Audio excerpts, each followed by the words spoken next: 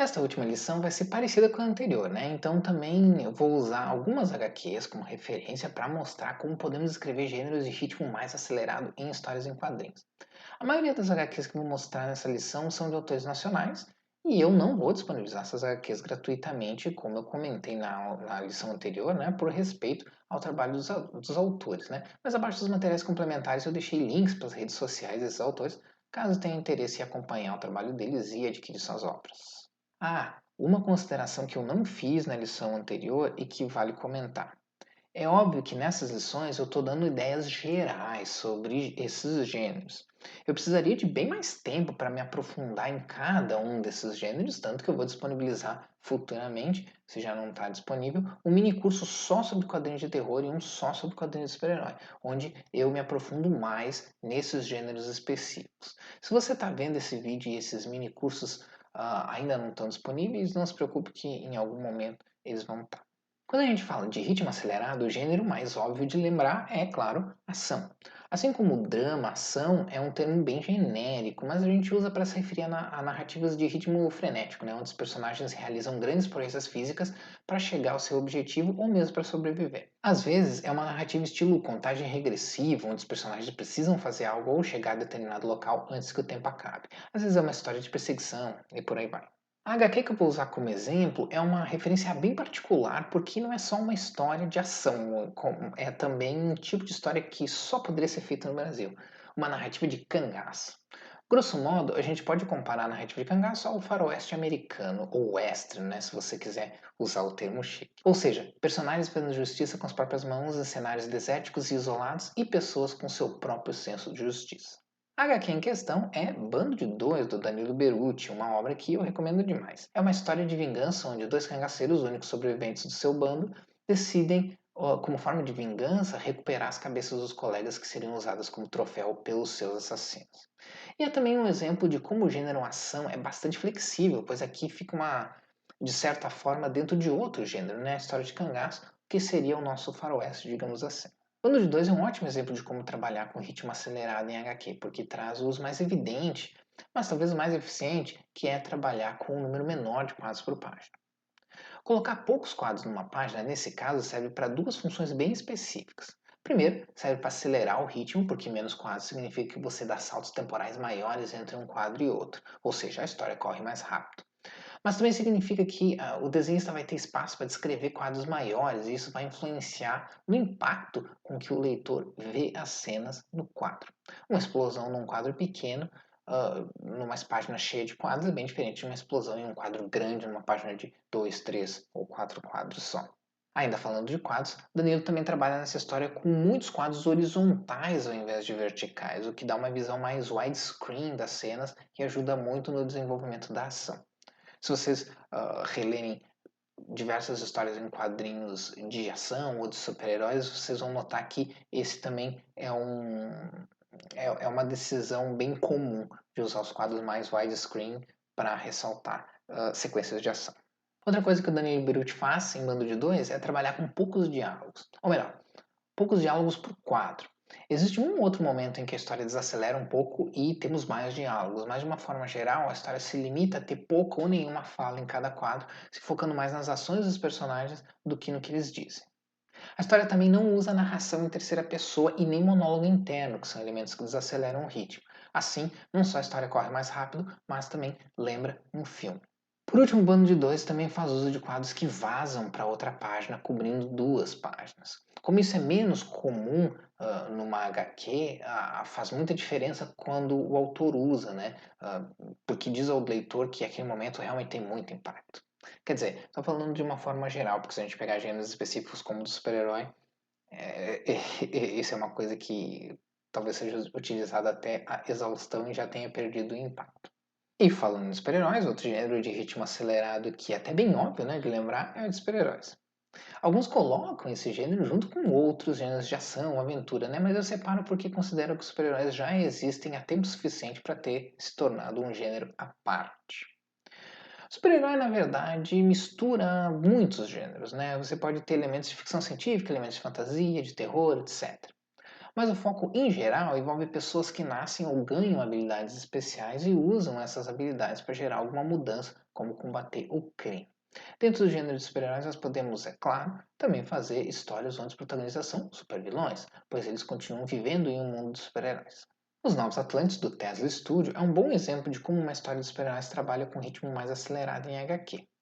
Os Novos Atlantes foi escrito pelo Frank Tartaros com uma história de Ismael Chedid e desenhada pelo Adam Marini e conta a história de um grupo de jovens que ganha superpoderes ao descobrir uma cidade antiga e no meio disso acabam se envolvendo numa conspiração ancestral e vão ter que impedir, obviamente, o fim do mundo. A história mistura elementos que lembram Super-Herói, Power Rangers e as histórias antigas do Jack Kirby em HQs como Os Novos Deuses e Os Eternos. E é um bom exemplo do que você pode fazer, né? Do que pode ter uma história de ritmo acelerado mesmo usando bastante texto. Eu comentei que o uso do texto serve para ajudar a desacelerar o ritmo, mas ele também pode ajudar a marcar momentos de variação de ritmo, o que ajuda a dar mais impacto nas sequências mais aceleradas. Frank e Adam também trabalham com páginas com poucos quadros para terem quadros maiores, né? E fazem bastante uso de splash pages, porque nesse tipo de história é importante criar a ideia do deslumbramento visual. Afinal, nós estamos entrando em um mundo fantástico que não é como o mundo real, né? Ele é um mundo maior que a vida, digamos assim. Então é necessário que o roteirista e o desenhista façam o leitor sentir essa sensação de deslumbramento, de espetáculo, né? De algo maior que a vida, como eu comentei. E para isso, splash pages são sempre opções muito interessantes. Splash pages ou spreads, né? Que é quando a gente tem um único momento de página duplo de duas páginas, né? Os Novos Atlantes é uma história que tem bastante exposição, porque é uma história que tem muitos elementos para serem explicados. Então, o Frank Tartos faz isso na forma de flashback, com uma narração fazendo parecer que estamos lendo sobre uma narrativa mitológica, o que, no mundo da história, acaba sendo verdade. Essa narrativa mitológica fala sobre feitos e poetas de seres fantásticos, então tudo mostrado é grandioso para trazer essa sensação ao leitor. Então, por mais que a narração desacelere o ritmo da narrativa, a grandeza e espetáculo visual contribuem para tirar um pouco dessa sensação de lentidão da narrativa, assim ela não fica arrastada e continua interessante.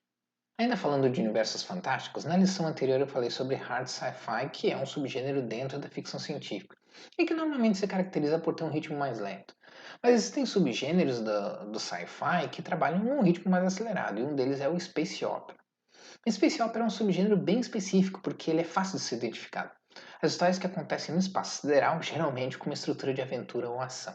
Star Wars é talvez o exemplo mais clássico de space opera, e nos quadrinhos podemos citar vários super-heróis que caíram dentro desse contexto, como a Tropa das Lanternas Verdes, a Capitã Marvel, os Guardiões da Galáxia, os Novos Deuses e assim por diante. O Space Opera é quase o oposto do hard sci-fi. Enquanto o hard sci-fi se esforça para ser o mais cientificamente preciso possível e trazer reflexões mais profundas, o Space Opera usa elementos que a gente costuma associar com ciência, como naves espaciais, alienígenas, outros planetas, tecnologia avançada, etc., mas sem nenhuma pretensão de ser cientificamente preciso. Então você vai ter sons sendo ouvidos no espaço, alienígenas falando exatamente iguais aos humanos, sendo visualmente exatamente iguais aos humanos, espécies alienígenas diferentes se comunicando na mesma língua, viagem espacial sendo algo tão simples quanto eu ir até a esquina comprar pão e assim por diante. Além disso, Space Opera não costuma ter muita pretensão em fazer reflexões profundas, ele só quer ser uma boa e velha aventura espacial. O exemplo que eu vou dar aqui é de uma HQ americana pouco conhecida chamada Space Riders, que eu também acho que ilustra bem a diversão que é escrever Space Opera. A HQ foi criada por Alex Zivit e Fabian Rangel e conta com as aventuras de uma tripulação de piratas espaciais em aventuras pelo universo. Uma das coisas que você vai notar é que a história não perde tempo em ficar explicando o contexto. A construção de mundo, importante em histórias de ficção científica, é feita com o bonde andando, digamos assim. A história não para nos mostrar o mundo, mostrar como ele funciona e a gente simplesmente vai entendendo conforme a ação acontece. Então perceba que é uma diferença bem importante quando você precisa construir o mundo numa história mais acelerada. Sua história provavelmente vai ser multitarefa, apresentando o mundo enquanto as coisas estão acontecendo. E a história já começa no meio da ação, né? O que é um recurso bastante usado em histórias de ritmo mais acelerado para mostrar logo de cara para o leitor onde ele está se metendo, né? E assim como nos exemplos anteriores, essa história também usa com frequência quadros grandes, splash pages, spread, que são páginas duplas, né? As spreads, lembrando, são páginas duplas onde duas páginas contêm um quadro inteiro enorme, né? Um momento inteiro enorme. A ênfase no espetáculo e no deslumbramento visual também é uma característica importante aqui, já que estamos falando de um mundo fantástico, né?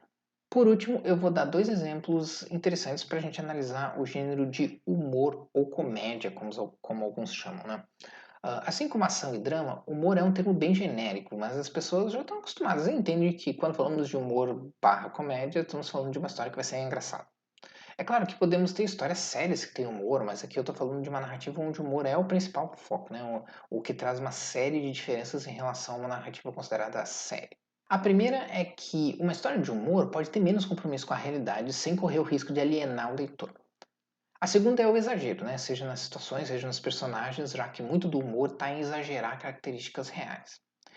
E a outra é que não existe necessariamente uma estrutura narrativa que possa ser associada diretamente ao humor. Nesse sentido, ele talvez seja o mais maleável dos gêneros, porque você pode usar estruturas de diversos outros gêneros, mas ainda assim ser uma narrativa de humor.